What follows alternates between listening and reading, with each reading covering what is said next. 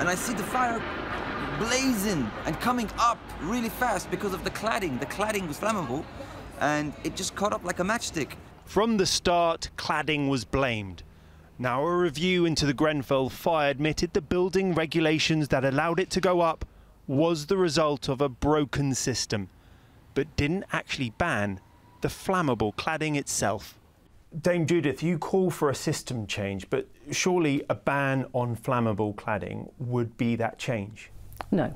A ban on cladding alone would not resolve the problems that I have uncovered. But Grenfell was all about cladding. This review was because of Grenfell and because of the cladding. And there's remarkably little about cladding. There's not even a chapter on cladding.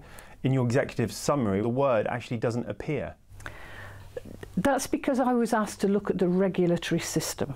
I think the risk that we face today is that if we focus solely on the cladding issue and don't address the need to change the system, that we will not solve the true problem. But in Parliament, the Housing Secretary did go further on cladding.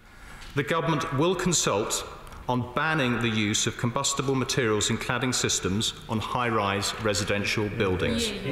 But for Grenfell survivors, a consultation is not enough. They want a ban. We need to make sure that something like Grenfell doesn't happen again, because 72 lives lost is enough. How urgent is this? This is extremely urgent. There are 300 plus social housing buildings in the UK alone that have this dangerous cladding on it.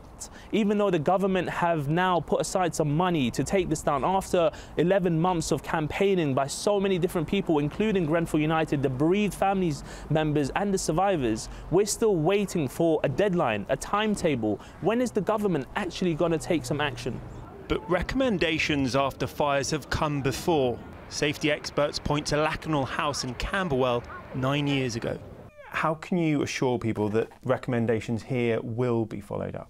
All of the people that I've talked to as part of this review have indicated to me that they feel there is a need for a major overhaul of the system. I believe that's what I've delivered. I think the risk that we face today is that if we focus solely on the cladding issue and don't address the need to change the system, that we will not solve the true problem. But 11 months after Grenfell, people here don't want recommendations, they want action. Rags Martel, ITV News.